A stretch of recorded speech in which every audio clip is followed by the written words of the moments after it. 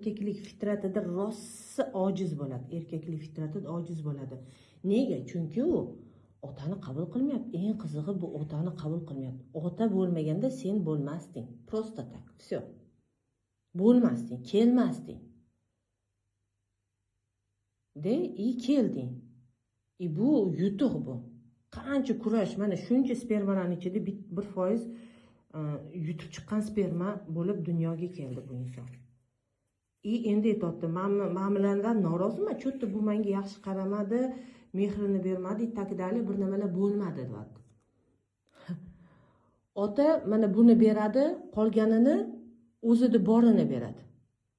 O'zida yo'qni bermaydi.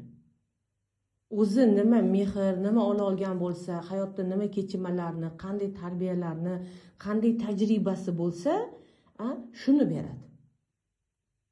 Faqat shuni bera oladi. Undagi tajriba, masalan, minus bo'lgan bo'lsa, oilada tajriba, minus tajriba bilan sizni katta qiladi. Balki plus bo'lsa, plus tajriba bilan katta qiladi. Eng qizig'i kimdadir plusi ham, minusi ham bor. Plusi ham, minusi ham ishlatadi.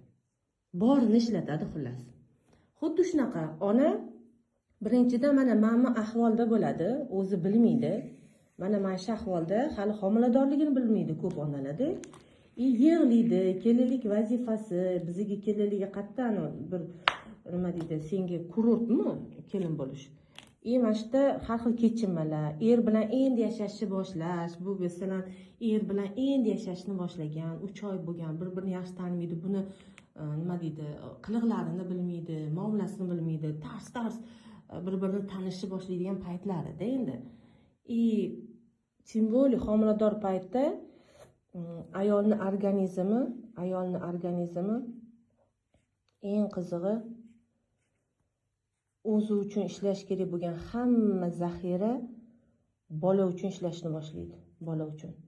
Ayol mashta shunaqa tajang, agar resursli ayol bo'lsa, juda ham bekami ko'z ayol bo'lsa, shunda ham vaqtida uxlayotgan, dam olayotgan, yaxshi yeb ichayotgan bo'lsa, resursi bu joyida turaveradi. Endi kelinlikda bizda kamdan kam bu narsalar bo'ladi-da, vaqtida uxlash, vaqtida dam olish, vaqtida yeb ichish. Shuning uchun o'zi resursli qiz bo'lsalar ham, resursli, bu nima degani? Bekami ko'z, hamma narsasi tanasiga yetarli. Lekin o'sha mana bolajon dunyoga kelganda ayolni resursidan olinadi. 3 oy, bilasizmi, bu katta. Shu paytda ayol bilarmikin, juda ko'p onalar bilmaydi homiladorligini. Bilmaydi va o'ziga yaxshi qara olmaydi. Kamiga resurssiz